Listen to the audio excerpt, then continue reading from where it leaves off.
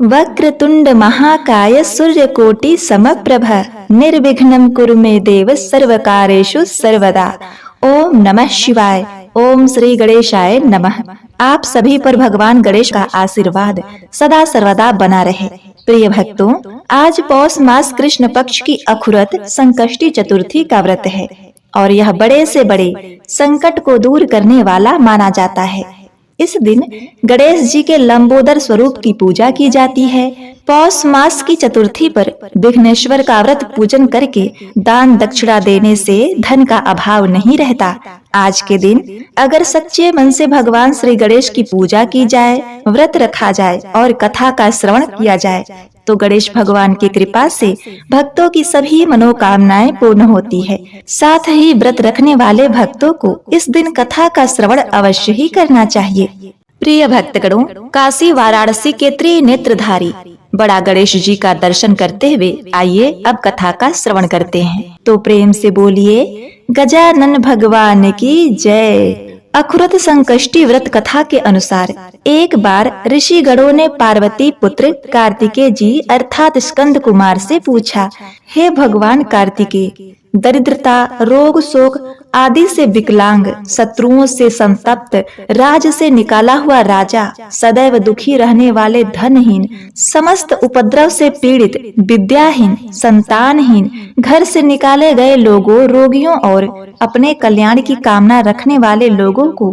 क्या करना चाहिए जिससे कि उनका कल्याण हो सके और उनके इन सभी कष्टों का भी निवारण हो सके। हे प्रभु, यदि आप कोई ऐसा उपाय जानते हैं तो उसे कृपा करके बताइए। तभी स्वामी कार्तिकेय जी ने कहा, हे ऋषियों, आपने लोक हित में जो प्रश्न किया है उसके निवारण हेतु अब मैं आप लोगों को एक शुभदायक व्रत बतलाता हूँ, उससे सुनिए। इस व्रत को करने से पृथ्वी के समस्त प्राणी सभी संकटों से मुक्त हो जाते हैं। यह व्रत महापुण्यकारी और मानवों को सभी कार्यों में सफलता प्रदान करने वाला है। विशेषतः यदि इस व्रत को महिलाएं करें तो उन्हें संतान और सौभाग्य की वृद्धि होती है। एक बार युधिष्ठिर विनम्र भाव से हाथ जोड़कर भगवान श्री कृष्ण से यही प्रश्न पूछा तो भगवान श्री कृष्ण ने कहा, हे राजन, प्राचीन काल में त्रेता युग की बात है। एक बार वानरों के राजा बलि संध्या पूजन के लिए जा रहे थे तो आकाश मार्ग से नारद मुनि ना खिलाए न लौटना देखती हूँ बलि ने कैसे तुम्हारे गणेश जी प्रणाम करके उनसे भक्तों पूछा, बस ब्राह्मण ने भी पत्नी के ताने सुनकर जा रहे ठान लिया तभी बिना भगवान को खिलाए आज मंदिर से लौटेगा नहीं। देवराज इंद्र को पराजित करके उसके उपलक्ष्य में बहुत बड़े राजभोग का आयोजन किया है, इसीलिए वे लंका जा रहे हैं। फिर नारद जी ने चुटकी लेते हुए कहा, अब तो पूरे सृष्टि ब्रह्मांड में केवल रावण का ही आधिपत्य है। सभी प्राणी यहाँ तक कि देवता गण भी उसे सिर नवाते हैं। नारद जी की ये बातें सुनकर बाली ने कहा, हे मुनिवर, रावण ने अपनी वरदान तथा सेना का प्रयोग करके सभी को दबा रखा है। उसके सम्मान में देवता शीश नहीं नवाते बल्कि देवता उसे पसंद नहीं करते। लेकिन मैं ऐसा नहीं हूं। आप चाहें तो रावण से जाकर कह देना। अब क्या था, नारद जी ने लंका पहुंचकर बाली द्वारा कही गई सारी बातें रावण को बता दिया, जिसे सुनकर रावण क्रोध में आ गया और अकेला ही पुष्पक विमान पर बैठकर बाली से युद्ध करने के लिए चल पड़ा। उसे यह अभिमान हो गया था कि वह एक वानर के लिए अकेला ही पर्याप्त है। रावण ने संध्या पूजन करते हुए बाली को पीछे से पकड़ लिया। इससे बाली को बड़ा क्रोध आया। प्रिय भक्तगणों, बाली को वरदान प्राप्त था कि उसके सामने जो भी युद्ध करेगा उसकी शक्तियां आधी हो जाएंगी और वह शक्ति बाली में समाहित हो जाएगी। अब क्या था, बलशाली बाली रावण को अपनी काख में दबाए हुए आकाश मार्ग द्वारा किष्किंधा नगरी में आया और उस बंदी रावण को अपने पुत्र अंगद के लिए खिलौने के रूप में दे दिया। रावण के गले में रस्सी बांधकर अंगद ने उसे नगर में घुमाना शुरू कर दिया। विश्व विजयी रावण की ऐसी दुर्गति देखकर सभी नगरवासियों ने बहुत ही अट्टहास किया। नगरवासी व्यंग करने लगे और कहने लगे कि देखो, यह विश्व विजेता रावण आज राजकुमार द्वारा सड़कों पर घुमाया जा रहा है। नगरवासियों के व्यंग से रावण बहुत ही लज्जा का अनुभव करने लगा। उसका घमंड चूर हो गया। उसने अपने नाना पुलस्त्य मुनि का स्मरण किया। अपने नाती की करुण पुकार से मुनि को आश्चर्य हुआ कि इतने बलशाली उसके नाती की ऐसी दशा किसने की और क्यों की। अत्यंत गर्व करने वाले देव, दानव, मनुष्य आदि सभी का पतन असंभावी है। रावण के समीप आकर मुनि ने पूछा, तुमने मुझे क्यों याद किया? रावण ने उत्तर दिया, हे नाना जी, देवताओं को जीतने के कारण गर्व करने से मेरी यह दुर्गति हुई है। मैंने संध्या करते हुए एक वनराज को देखा। पश्चिमी महासागर के तट पर मैंने उसे पीछे से पकड़ने की चेष्टा की, परंतु मैं ही उसके द्वारा धर लिया गया। मुझे यह यहाँ ले आया और मेरे गले में रस्सी बांधकर अपने पुत्र को खेलने के लिए दे दिया है। इस दुर्गति को देखकर नगरवासी मेरी हंसी उड़ाते हैं। हे देव, मेरी चिंता का यही कारण है। इसी चिंता में मैं व्याकुल रहता हूँ। रस्सी में बंधे रहने के कारण मैं अशक्त हो गया हूँ। हे नाथ, अब मैं क्या करूँ? मेरे जैसा आपके वंश में कोई दूसरा कुल लंकी नहीं है। अब आप ही मेरा रक्षा कर सकते हैं। पुलस्त्य मुनि जी ने कहा, हे रावण, डरने की अब कोई बात नहीं है। मैं तुम्हें बंधन मुक्त करा दूंगा। यह बाली देवराज इंद्र के वीर्य से उत्पन्न है और पराक्रम में तुमसे बढ़कर है। इसकी मृत्यु महाराजा दशरथ के पुत्र श्री राम के हाथों से होनी है। हे राक्षस राज, यदि तुम बाली के बंधन से छूटना चाहते हो तो मेरी बात मानकर संकट नाशक गणेश जी का व्रत करो। प्राचीन काल में वृत्तासुर को मारने के लिए इंद्र ने इस व्रत को किया था, इसीलिए तुम भी इस संकट नाशक व्रत को करो। बहुत शीघ्र ही तुम्हारे दुख क्लेश दूर होंगे। इस प्रकार आदेश देकर महर्षि वन में चले गए और इधर रावण ने व्रत का अनुष्ठान किया। श्री गणेश जी अपनी माता पार्वती जी से कहते हैं, हे देवी, इस व्रत के प्रभाव से रावण तत्काल ही बंधन रहित हो गया और सुखपूर्वक अपना राज्य करने लगा। इस व्रत के विषय में पार्वती जी ने गणेश जी से पूछा, हे लंबोदर, पौष में किस गणेश की पूजा किस तरह से करनी चाहिए और पूजा व्रत करने के पश्चात उस दिन क्या भोजन ग्रहण करना चाहिए, उसे आप संक्षेप में बताइए। श्री गणेश जी ने कहा, हे महादेवी, पौष माह की चतुर्थी विघ्न विनाशनी होती है। उसमें लंबोदर नामक गणेश की पूजा करके भोजन के रूप में केवल गोमूत्र ही पीना चाहिए। व्रती को पूर्वोक्त विधि से पूजन करना चाहिए, अर्थात दिन भर शांत भाव से निराहार रहकर व्रत करें। दिन में न सोएं, ब्रह्मचर्य व्रत का पालन करें। रात्रि में पूजन के पश्चात ब्राह्मण को भोजन कराएं।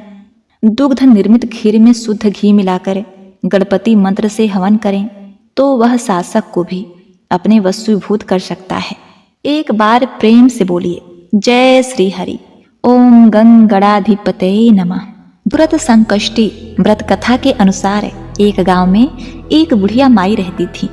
वह बहुत ही गरीब थी। रोज लकड़ियां बीनती और उसे बेचकर अपना गुजर बसर किया करती, अपना पेट पाला करती थी। ऐसे ही एक दिन की बात है, बुढ़िया माई जंगल में लकड़ियां बीन रही थी।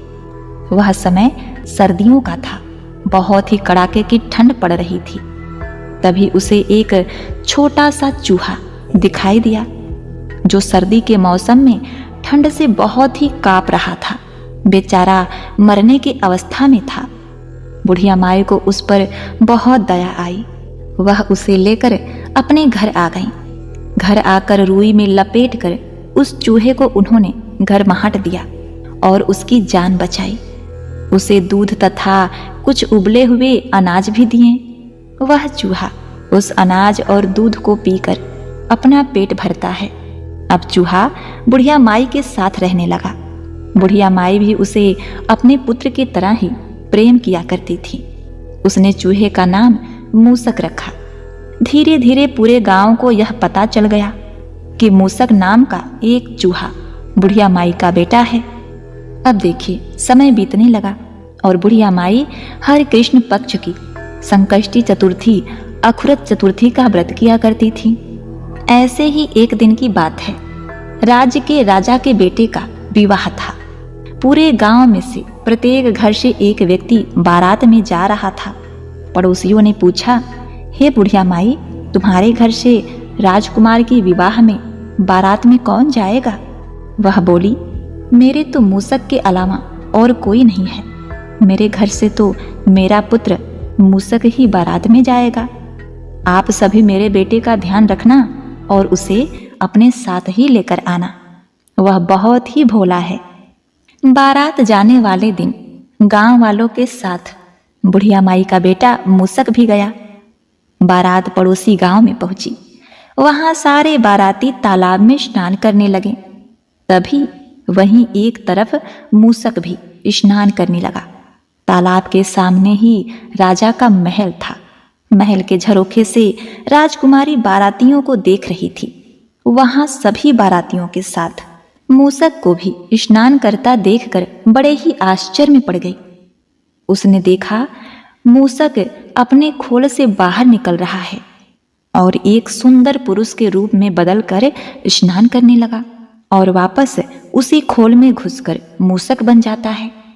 अब क्या था, शाम को राजकुमार की बारात सज धज कर बैंड बाजों के साथ महल में पहुंची। वरमाला के समय राजकुमारी को लेने उनकी सखियां गई।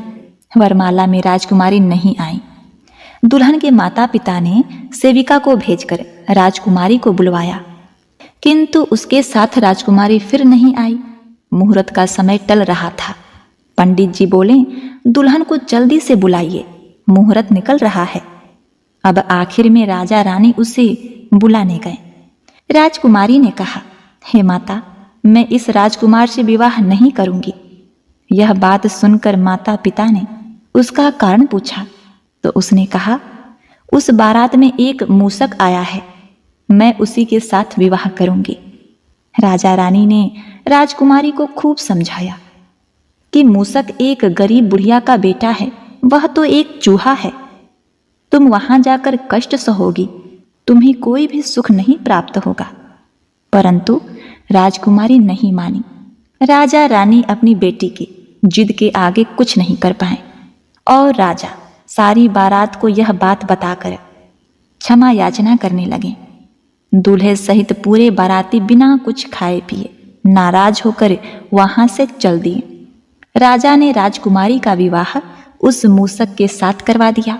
उधर बारात गांव में आई तो बेचारी बुढ़िया माई गांव वालों से पूछने लगी कि तुम सब तो आ गए, परंतु मेरा पुत्र मूसक कहाँ है?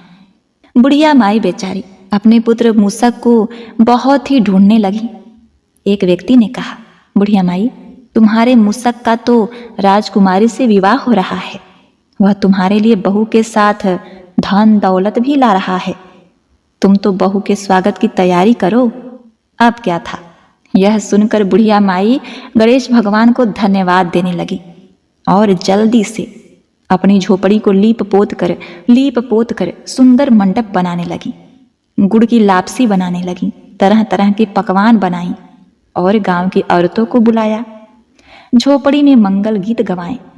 तभी मूसक रथ पर राजकुमारी के साथ बैठकर धन दौलत के साथ आ गया।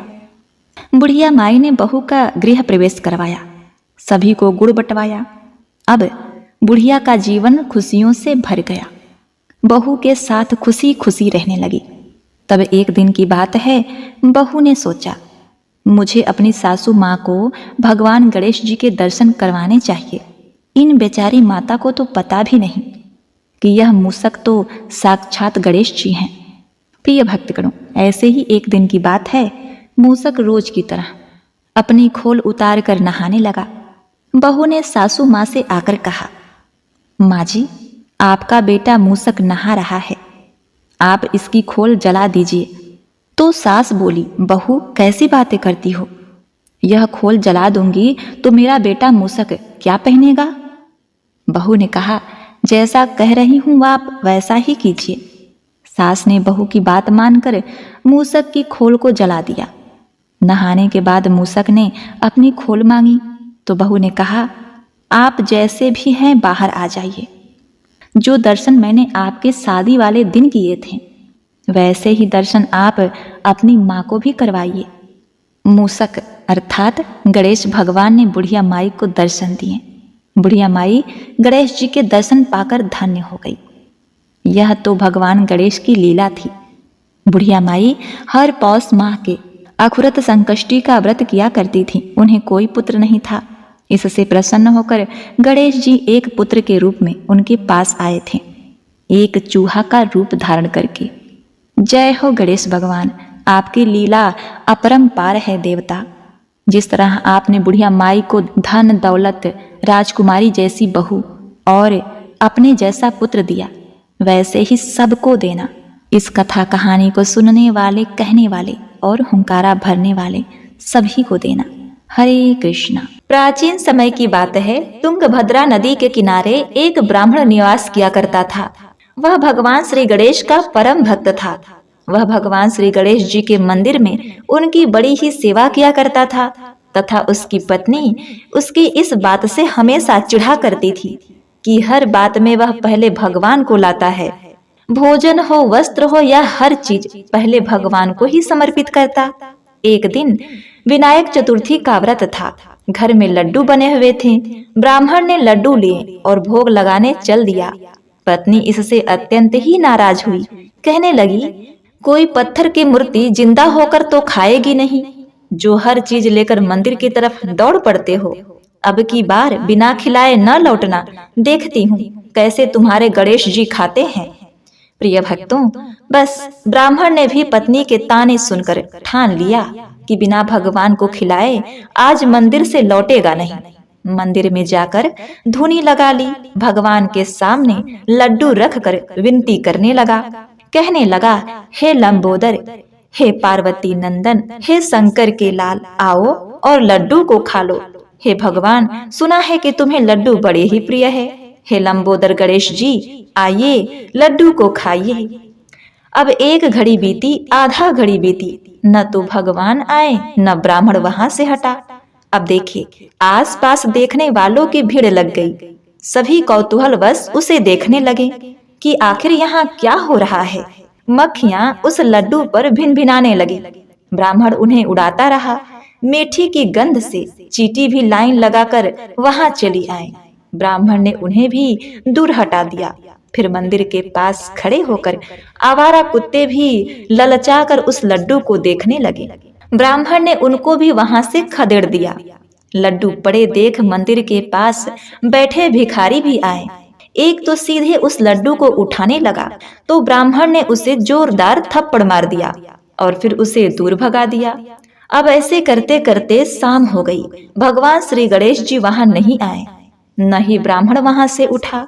शाम से रात हो गई। लोगों ने सोचा कि ब्राह्मण देवता लगता है कि पागल हो गए हैं, भगवान तो आने से रहे। धीरे धीरे सब घर चले गए। ब्राह्मण को भी गुस्सा आ गया। लड्डू उठाकर बाहर फेंक दिया। भिखारी, कुत्ते, चींटी, मक्खी तो दिन भर से इस घड़ी का इंतजार ही कर रही थी। सब उस पर टूट पड़े। उदास ब्राह्मण भगवान को कोसता हुआ घर लौटने लगा। वह सोचता रहा कि इतने सालों की सेवा बेकार हो गई, कोई फल नहीं मिला। घर आने के बाद उस ब्राह्मण की पत्नी ने उसे खूब उलाहने दिए, खूब ताने सुनाई। ब्राह्मण अपनी पत्नी के ताने सुनकर सो गया। रात को सपने में श्री गणेश भगवान आए और बोले, हे ब्राह्मण, तेरे लड्डू खाए थे मैंने, बहुत बढ़िया थे, लेकिन अगर सुबह ही खिलाते तो बहुत अच्छा होता। कितने रूप धरने पड़े तेरे लड्डू खाने के लिए, मक्खी, चींटी, कुत्ता, भिखारी, पर तूने हाथ नहीं धरने दिया। दिन भर इंतजार करना पड़ा। आखिर में लड्डू खाए, लेकिन जमीन से उठाकर खाने में थोड़ी मिट्टी लग गई थी। अच्छा तो ब्राह्मण, अगली बार खिलाना तो अच्छे से खिलाना। अब यह कहकर भगवान अंतर ध्यान हो गए। अब उसी वक्त ब्राह्मण की नींद खुल गई। उसे एहसास हो गया कि भगवान गणपति जी वहां आए थे लड्डू खाने के लिए। भगवान तो आए थे खाने के लिए, लेकिन उन्हें वह पहचान नहीं पाया। बस ऐसे ही कहते कहते वह रोने पीटने लगा। उसकी आवाज सुनकर उसकी पत्नी को भी इस बात का पता चला तो वह भी बहुत दुखी हुई। फिर अगले दिन, जिस दिन पारना था, उस दिन उसने बड़े ही प्रेम से घी और बेसन डालकर लड्डू बनाए और अपने पति को दिया तथा कहा कि ले जाकर भगवान गणेश जी को खिलाइए और मेरे तरफ से भी क्षमा मांग लीजिएगा और हमारे लिए एक सुंदर से पुत्र को मांगिएगा। यह सुनकर ब्राह्मण बड़ा ही प्रसन्न हुआ। लड्डू को हाथ में लिए गणेश भगवान का नाम लेते हुए रास्ते में चल पड़ा। सबसे पहले उसे चींटी दिखाई दी, उसने चींटी को लड्डू दिया। कुत्ता दिखाई दिया, कुत्ते को भी लड्डू दिया। फिर इसी तरह अब जितने भी भिखारी साधु संत मिले सबको लड्डू देते देते अंत में वह मंदिर तक पहुंचा। सिर्फ एक ही लड्डू बचा हुआ था। उसने मंदिर में भगवान गणेश जी को अर्पित करते हुए कहा, हे लंबोदर, हे पार्वती नंदन, हे शंकर के पुत्र, आइए लड्डू को ग्रहण कीजिए। लंबोदर भगवान मूर्ति में से ही बोले, हे ब्राह्मण, तेरी श्रद्धा भक्ति से मैं अत्यंत ही प्रसन्न हूँ, मांग तुझे क्या चाहिए। ब्राह्मण ने कहा, हे लंबोदर, हे गणपति जी, आप तो बड़े ही विघ्नहर्ता और बड़े ही सुखकारक हैं। हे भगवान, आप मुझे एक पुत्र रत्न प्रदान कीजिए। यदि मेरे पास पुत्र होगा तो मेरी पत्नी भी मुझसे लड़ाई नहीं करेगी, पुत्र में उलझी रहेगी और मैं भी अपने पुत्र का मुख देखकर हर्षित होता रहूंगा। हे गणेश जी, आप इतना उपकार कीजिए तथा मेरे पुत्र को बल बुद्धि विद्या प्रदान कीजिएगा। वह अपने जीवन में लंबी आयु को जिए तथा तरक्की करे। इतना सब कुछ ब्राह्मण ने एक ही श्वास में मांग लिया। भगवान गणेश जी मुस्कुराए और बोले, हे ब्राह्मण, जा, तेरे को पुत्र होगा और वह तेरे नाम को रोशन करेगा, उसका भविष्य उज्जवल होगा। इस प्रकार से गणेश भगवान जी की कृपा से ब्राह्मण और ब्राह्मणी को संतान सुख की प्राप्ति हुई तथा उसके घर में सुख समृद्धि वैभव का भरमार हो गया और उसके घर की नित्य प्रति होने वाली कलह भी समाप्त हो गई। तो बोलिए श्री गजानन महाराज की जय हो। पान फूल मोदक चढ़े, लड्डू मेवा थाल, सदगुण हमको दीजिए, हे शिव जी के लाल। गणेश जी महाराज की जय हो। एक ब्राह्मण ब्राह्मणी थे। उनके एक लड़का था। लड़का गणेश जी का परम भक्त था। दिन रात गणेश जी की सेवा में लगा रहता था। घर का कोई काम नहीं करता। इससे ब्राह्मणी बहुत दुखी होती और लड़के को सारा दिन डांटती रहती कि घर का कोई काम धंधा कर। इस बात पर घर में रोज झगड़ा होता। लड़का बहुत दुखी हो गया और एक दिन गणेश जी भगवान का नाम लेकर घर से निकल गया और सोचने लगा कि आज तो मैं गणेश भगवान से मिलकर ही घर जाऊंगा। लड़का जय श्री गणेश बोलते हुए बहुत दूर घने जंगल में चला गया और जोर जोर से गणेश जी को पुकारने लगा। लड़के को डर भी लग रहा था। अब जोर जोर से रोते रोते बोलने लगा, जय श्री गणेश। तब श्री गणेश जी का सिंहासन हिलने लगा।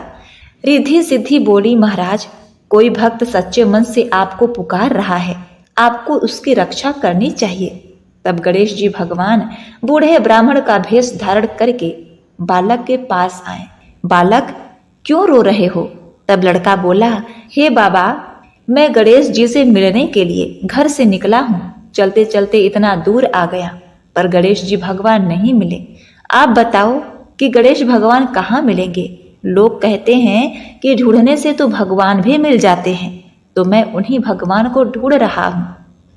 तब ब्राह्मण भेषधारी गणेश जी बोले, बालक, घर चला जा, नहीं तो तुझे चीते भालू शेर खा जाएंगे।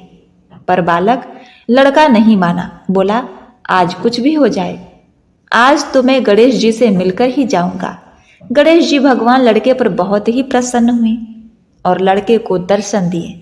लड़का गणेश जी को देखकर बहुत ही प्रसन्न हो गया। तब गणेश जी बोले, पुत्र, मांग, तू जो चाहे मांग ले, मैं तुझे सब कुछ दूंगा।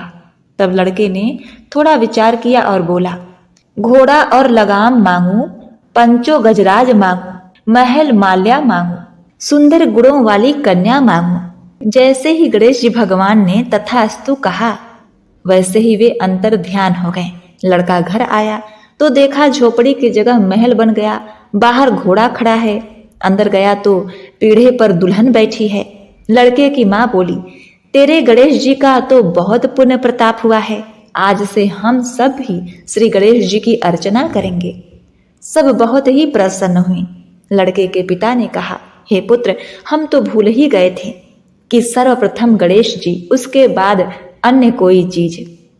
तो इसीलिए सर्वप्रथम किसी भी कार्य को करने से पहले गणेश जी का सुमिरन वंदना बड़ा ही पुण्य फलदायी होता है। उस कथा, उस काज को 100 गुना पुण्य फलदायी बना देता है। भगवान गणेश जी की इतनी महिमा है। तो हे गणेश जी भगवान, जैसा आपने लड़के के अन्न धन के भंडार भरे, वैसे सबके भरना, सबके घर में सुशील सुंदर गृहिणी देना। जय श्री गणेश। ओम गम गणपते नमः। जय गणपति सद्गुण सदन, कविवर वदन कृपाल, विघ्न हरण मंगल करण, जय जय गिरिजालाल।